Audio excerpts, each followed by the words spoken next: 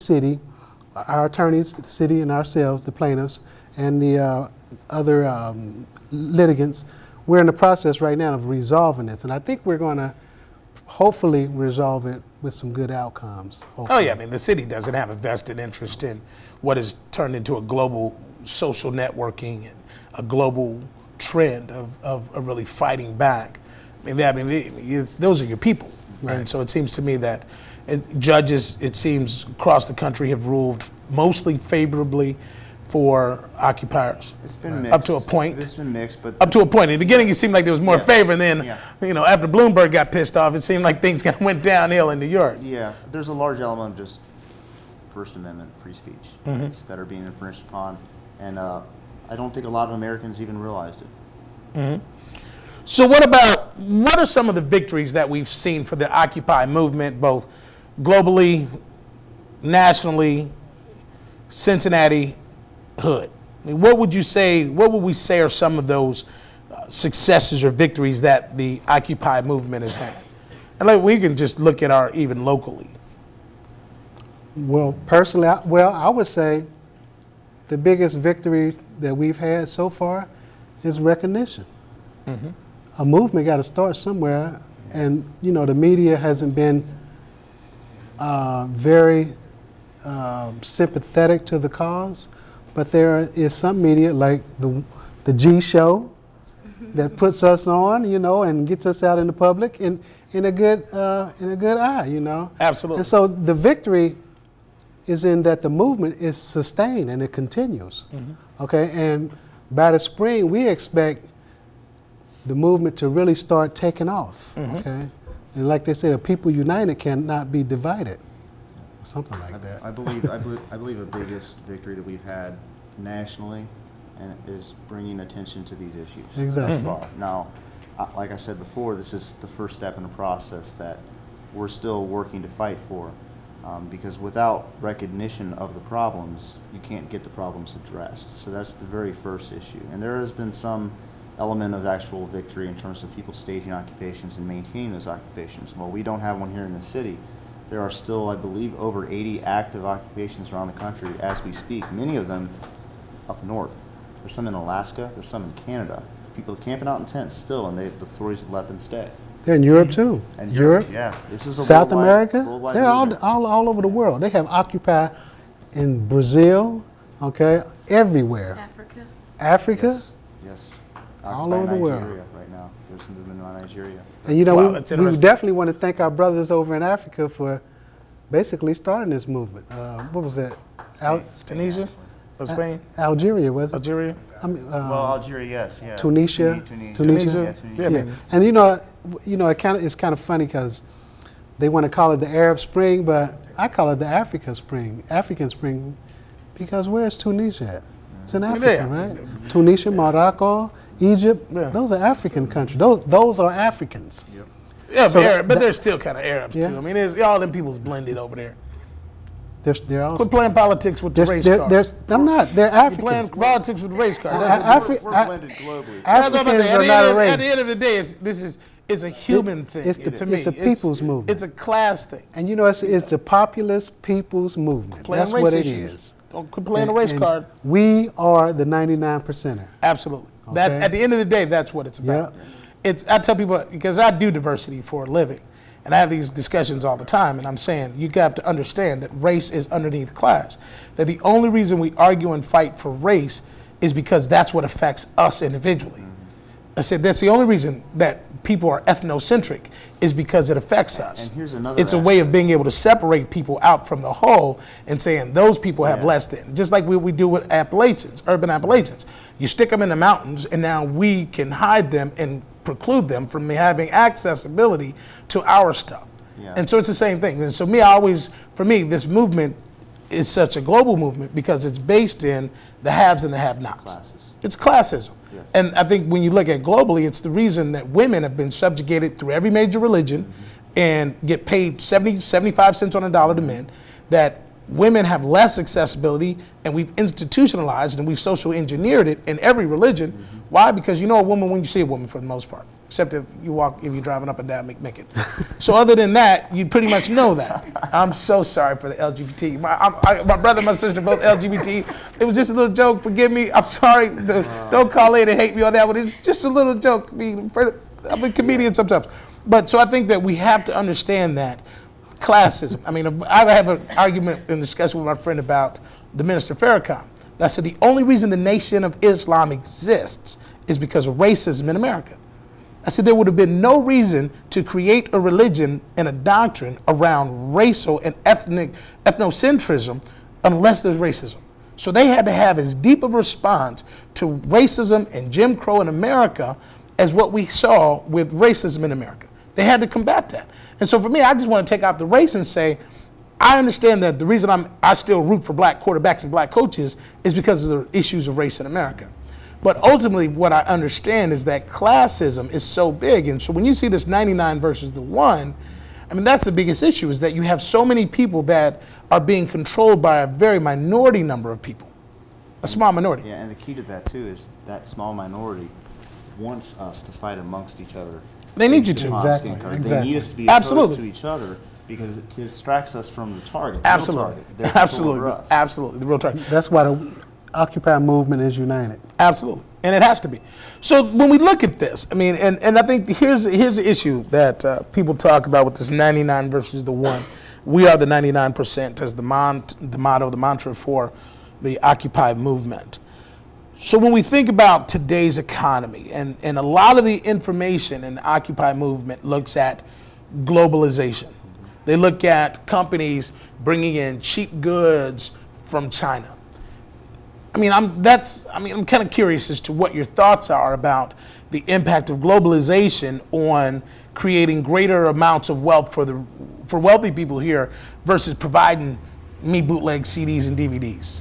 Well, for $2. A big part of it really comes down to the fact that in these other nations where they're able to obtain this cheap labor, there are not as many regulations in place to ensure that those workers are fairly treated. So when we are fighting these particular issues, yes, there's one angle that it's taking American jobs away and shipping them overseas for people who are doing the work for a pittance. But the flip side of that is the 1%, the people that own or operate these corporations, they're making a profit off of not only our loss, but of these citizens in these other nations who do not receive the same protections that we do here. And so in a way, it's once again pitting the lower classes of two different nations against one another.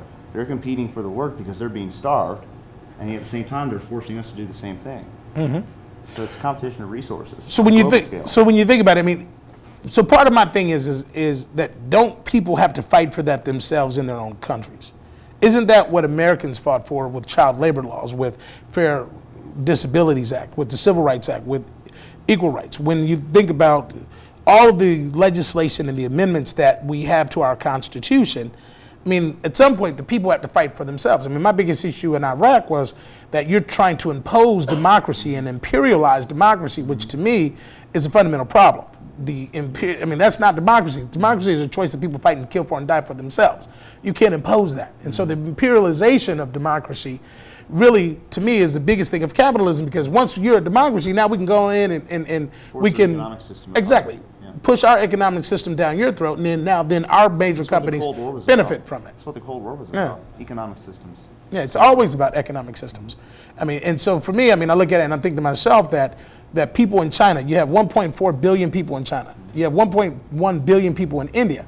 Their middle classes are growing because of globalization.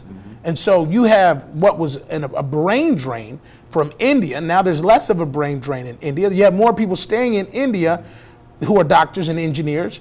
Why? Because they see that there's more viability in their country than there ever was. And so when I was looking at some of that issue, and I'm thinking to myself, well, if you go to a country, and certainly the pittance that you're talking about, we're paying pennies on the dollar, at the end of the day, you're providing people who have zero something.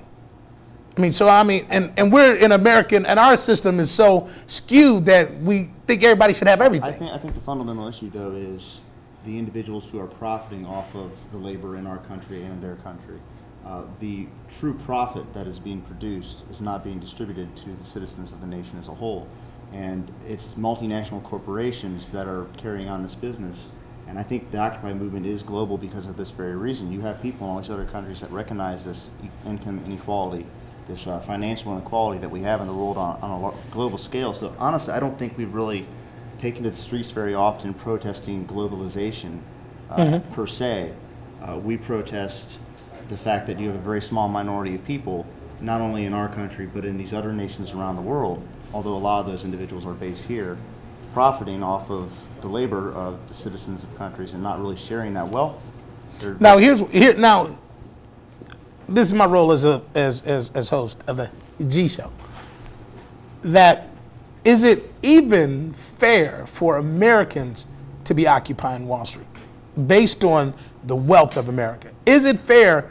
How in the world can your average American, even your average poor American, be occupying when if you look at poor America versus industrialized and technological. 1%. Yeah, exactly. So when you think about us as a country, I mean, I'm just sitting here thinking, you've seen the statistics, 99% of all poor households have televisions. 80%, 90% of them have microwaves. They all have an Xbox. They have flat screens. 70% have a car. 40% have one or two cars. So these are poor people in America. These are poor households in America. So when I think about that, I'm thinking America is the 1%. So we started a Occupy movement when we have more than everybody in the world. You're speaking of material things when you speak of those things, though. But people still have to have the economic resources to be able to pay the gas and electric, to keep the microwave working, to keep the refrigerator cold, and to keep heat in their homes. And that's what's missing. We are not the rich country that some people want to say we are across the board. The inequality and disparity, especially in urban communities, is phenomenal, and it's gotten worse over the past decade. And it's actually projected that whereas it was said at one point that if an African American family started working to obtain the status of being wealthy, it would take them some odd 300 years. But now that projection is up to like 3,000 years. Based on the current status of the economy in the United States. So although, it's true, we probably do have a microwave, we probably do have a TV, but being able to pay that Duke bill and being able to be employed, having our children educated on a level where they can compete on a global level, we've got some serious issues, not only in the hood, but in the city, in the country, and in the state as a whole. And then you also have to take a look at the homelessness. We have one of the highest homelessness rates in the world. We have 2 million people in jail in this country. 2 million. We have more black men in jail in this country than all black men in jail around the rest of the world. Okay? Now you got to take those things into consideration. Okay? That's total racism. Classes. If you take education system, we have the highest dropout rate in the world. Okay, our kids score on math. We're down like 25th from the top. You know what I mean, in the world. Okay, you got places like North Korea. Okay, Iraq scoring higher than us. Okay, and they have less material things in it. It's not about material things. It's a quality of life. We have the highest productivity rate in the world. Okay, of any country, but we have our wages have been stagnant for the last 20 years. They may have risen 1 or 2%. People work. We have the less vacation time than any country in the world. Okay, we have the highest mental illness rate of any industrial country in the world. It's a mess. Okay, people wonder why we're out here protesting. Okay. But here's the thing that I would say though. How much of this is about what institutions and we talked we know that Reagan was the homeless president. Right. So as much as Gingrich talks about Obama being the food stamp president, he was a homeless president. We know that homelessness went up 600% during the Reagan years. We know that we got rid of all mental health services. We know that we don't have indigent beds for individuals suffering from drugs and alcohol. But that defense budget. But our defense budget, I mean, absolutely. But Halliburton's of the world getting paid. But I still think that, at what point was there ownership of values that families had around education, that families have around success. Because I think that if you look at our communities and if you look at popular culture, we can certainly see that that's had a profound impact on individual success. Because I've always been in a middle-class neighborhood. And my neighborhood goes from poor people to upper middle-class people. And so you have a range of people in my community. But when I see that in our community that the parents are college educated, but yet they don't promote education with their children, that has nothing to do with the 1%. So when you think about the accessibility that Americans have had over the last 20 years, we can't argue that it's as much about values and the lack of values or the lack of dissemination of values into our kids as much as anything else. I mean, I can start with my own family. I don't want to talk about y'all, but even as highly educated as my family are, there's none of my brothers and sisters that just runs and promotes education. None of them. Sorry, but that's just the truth.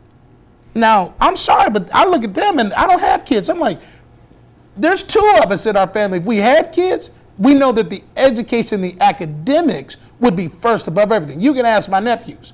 You can ask Devin over at Withrow. You can ask Trent over at Winton Woods.